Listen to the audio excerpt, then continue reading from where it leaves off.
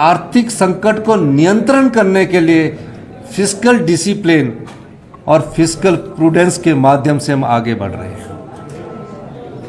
सरकारी कर्मचारी हमारे परिवार के सदस्य है।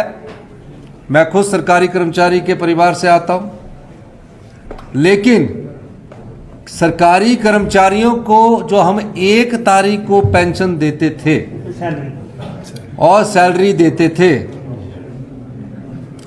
हर महीने हम सरकारी कर्मचारियों को सैलरी के रूप में 1200 करोड़ रुपया, और जो पेंशनधारी हमारे बुजुर्ग हैं उनको 800 करोड़ रुपया हम हर महीने की पहली तारीख को देते थे। यानी 2000 करोड़ रुपया हर महीने हम कर्मचारियों के और अधिकारियों की सैलरी और पेंशन के लिए खर्च करते हैं। होता क्या है कि इन सैलरी और पेंशन को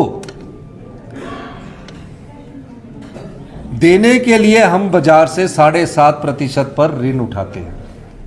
यानी कि 2000 करोड़ रुपए मेरा हम 7.5% पर ऋण उठाते हैं, क्योंकि जो हमारी ट्रेजरी होती है उस ट्रेजरी में कई खर्चे निकलते रहते हैं। 2000 करोड़ पहली तारीख तक नहीं होता। और जो हम रिजर्व बैंक ऑफ इंडिया से जब हम सैलरी और पेंशन देने के लिए लोन लेते हैं तो उस पर 7.5% ब्याज देना पड़ता है।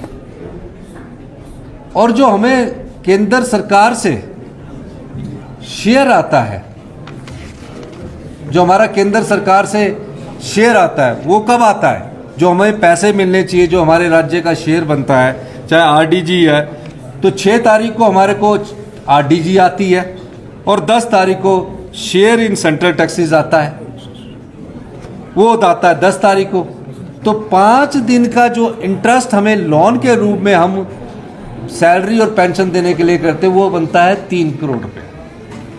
अगर एक महीने में हम 3 करोड़ रुपया सरकारी कर्मचारी और पेंशनों के देने के लिए लोन उठाकर देते हैं, तो उस व्यवस्था को सुचारू करने के लिए ये फिस्कल डिसिप्लिन की बहुत जरूरत थी।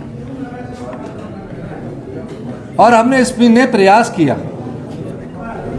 और उस प्रयास के माध्यम से हर साल हम हर महीने 3 करोड़ रुपया बचाएंगे, तो 36 करोड़ रुपया हमारा बचेगा ब्याज का। क्योंकि सरकारी कर्मचारियों को पेंशन तो मिलनी है, पे भी मिलनी है, तो वो 36 करोड़ रुपया हम सरकार की किसी कल्याणकारी योजनाओं में लगा रहे हैं। जैसे कि हम विधवाओं के बच्चों के लिए शिक्षा को मुफ्त करके योजना लाए हैं, ऐसी कई कल्याणकारी योजनाएं। अब उस व्यवस्था को सुचारू रूप करने के लिए हमें 1 महीने ये कष्ट उठाना पड़ रहा था।